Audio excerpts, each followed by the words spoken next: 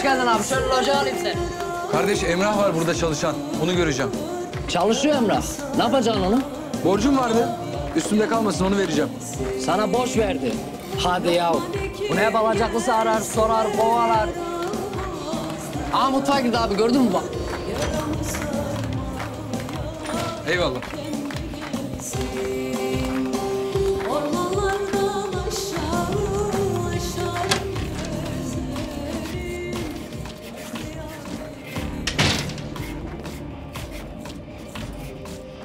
Emrah varmış burada.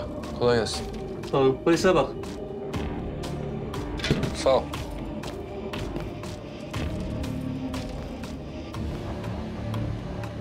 Emrah sen misin? Gelsene bir konuşalım seninle.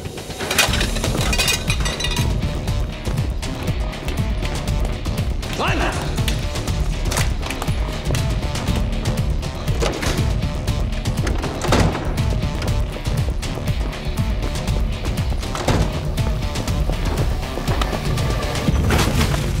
Lan!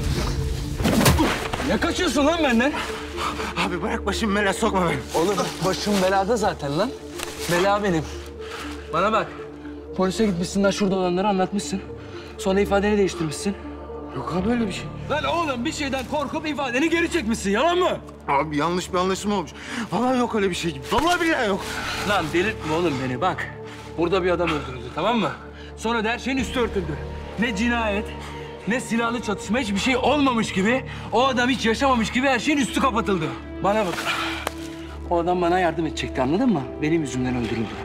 Sen de bu cinayeti gördün. Bunu kimin yaptığını gördün. Bana katilin kim olduğunu söyleyeceksin. Görmedim abi ben öyle bir şey. Lan gördün oğlum lan. Gördün lan. Sen beni de gördün lan değil mi? Cevap ver lan gördün mü? Gördüm. Sen de oradaydın. Lan gördün oğlum lan. Gördün lan.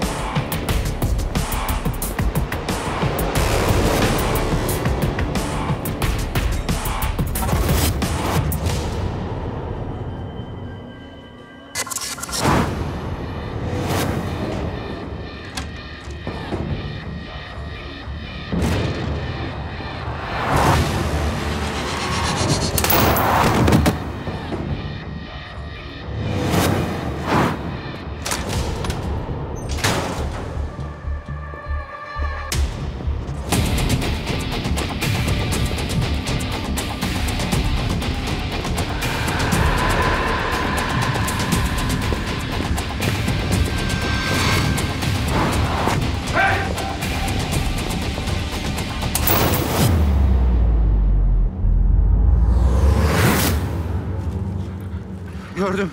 Sen de oradaydın. Demek katilin kim olduğunu biliyorsun. Katilin kim olduğunu söyleyeceksin.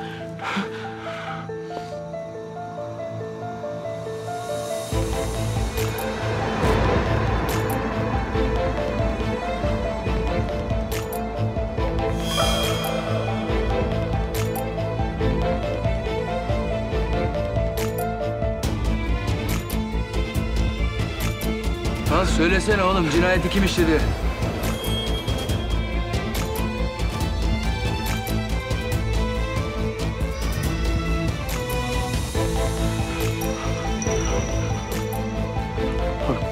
Kurban olayım kıymayayım ben. Oğlum soruma cevap ver kafana sıkarım seni. Söyle lan! Bu ne lan?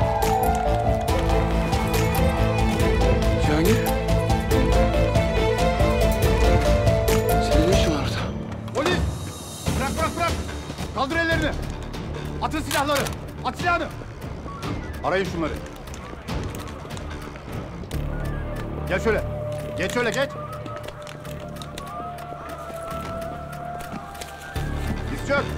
Diz çök. Çök. Arayın ekipleri hemen.